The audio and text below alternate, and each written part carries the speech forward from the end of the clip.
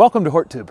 My name is Jim Putnam. In this video, I'm going to be planting this Dwarf Hinoki Cypress. This is Chamaecyparis obtusa Nana Gracilis. This is an absolutely fantastic specimen I got from a friend of mine's nursery. Dwarf Hinoki Cypress, it's a slow-growing form of Chamaecyparis obtusa, but it'll get as big as it wants to get over a longer period of time. So basically, it's just slow growing.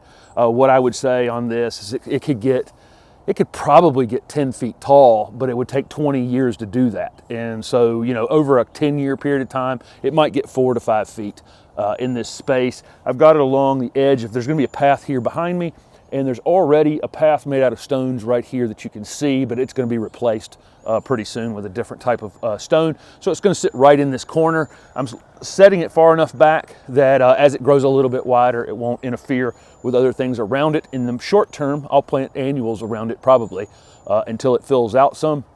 These have a pretty upright, narrow growth habit. Again, it grows so slow, it's not going to cause me any problems in this space. This is a 7-gallon.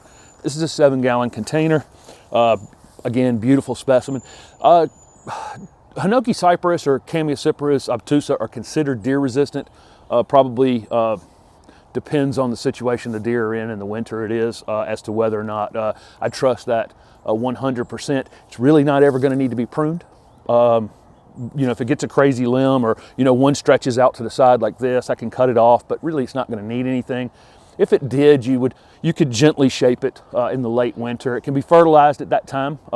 You know, if you got it in a mulched bed, you may or may not ever need to fertilize it. Really, they prefer moist, well-drained conditions. I have a clay-based soil in this yard, and so I mount everything up a little bit, and so that's what I'm going to do now.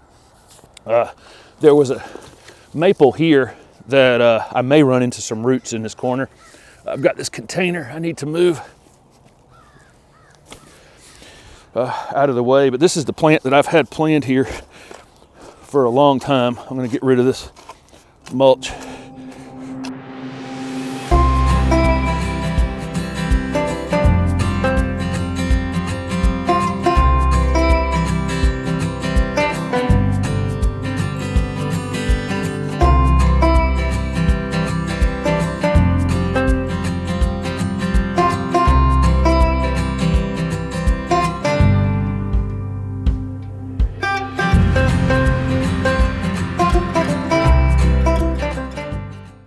So again, that maple was there, and I have dug all of these holes for all of these pieces out here, and I really hadn't run into major roots. There have been roots in every hole, but nothing major. This is the first time I've run into kind of a big one right there.